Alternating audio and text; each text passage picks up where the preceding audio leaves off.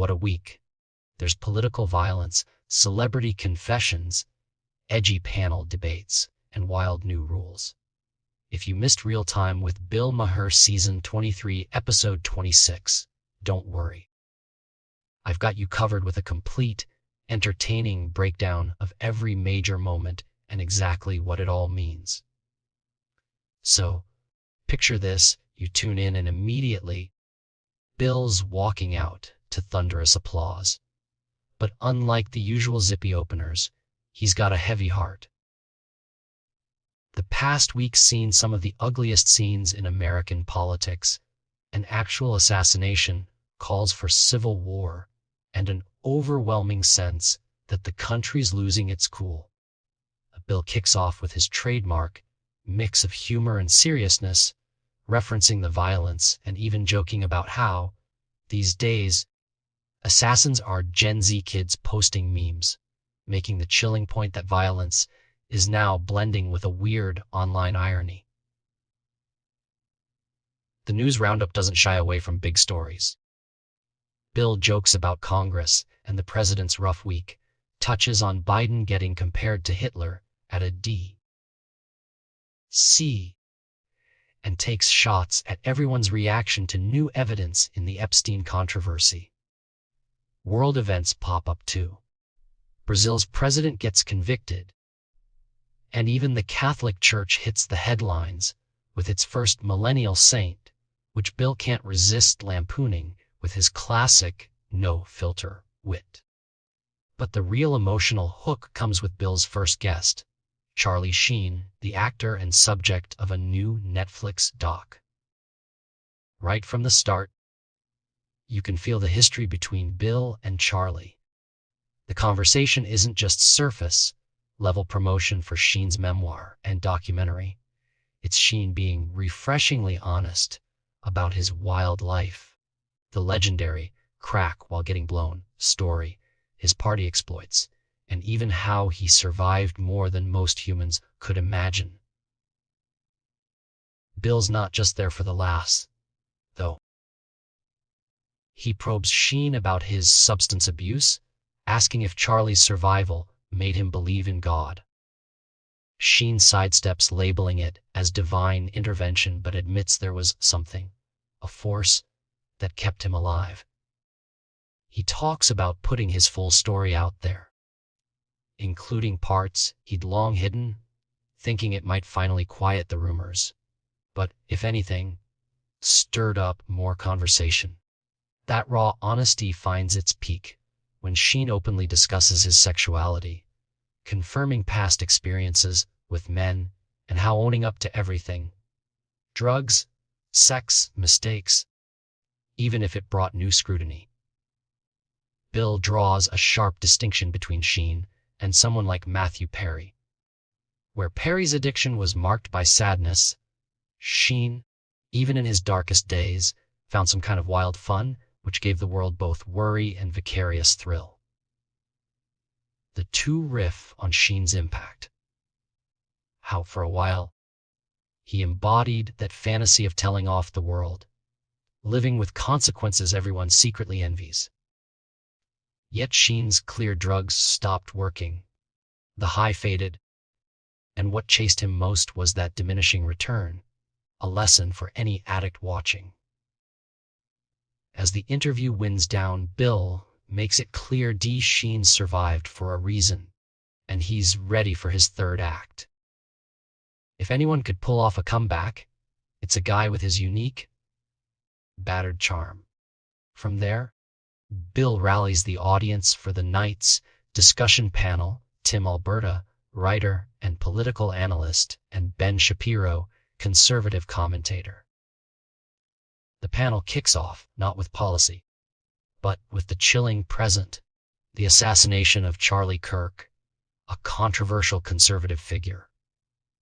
Both panelists, regardless of their past debates with Kirk, are united in one message: political violence, especially over disagreeable speech, is a terrifyingly new normal for America.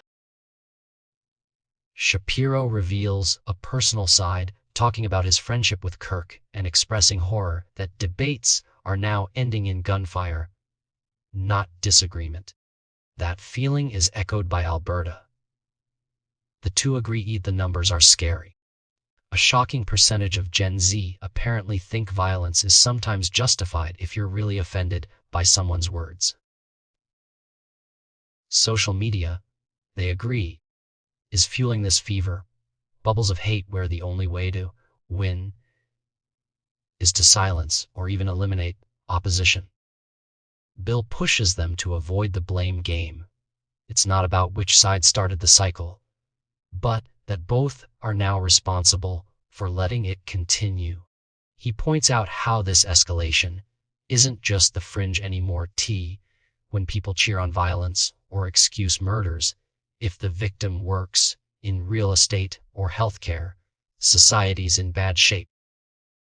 Shapiro argues that certain movements on the left are worse. Alberta counters that hate boils on both sides. But Bill is relentless. Stop focusing on who's worse and start agreeing no one wins in a civil war. Shifting gears, Bill wades into the absurd with a pamphlet for spouses whose partners love Trump more than them. Classic comic relief before things get heavy again. He features a viral video of a Phillies fan escalating a heated ballpark incident, reminding viewers there's still hope for decency. Next comes the hot-button discussion of violent crime, homelessness, and the political cowardice keeping America from addressing mental illness. Bill's point is razor sharp. Democrats lose elections because they seem afraid to call out obvious problems in the name of avoiding offense. Meanwhile, Republican-led solutions, like mass incarceration or bringing back insane asylums, are gaining traction.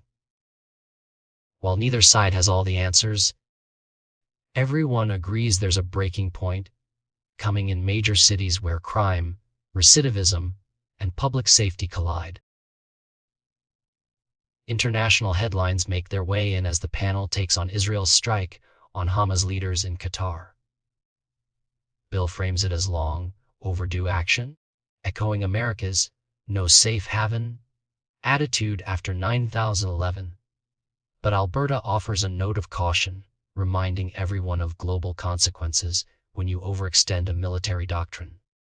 The panel forecasts, with some optimism, that the war may soon wind down, but not before highlighting the hopelessness in hostage situations and the nearly endless cycle of conflict.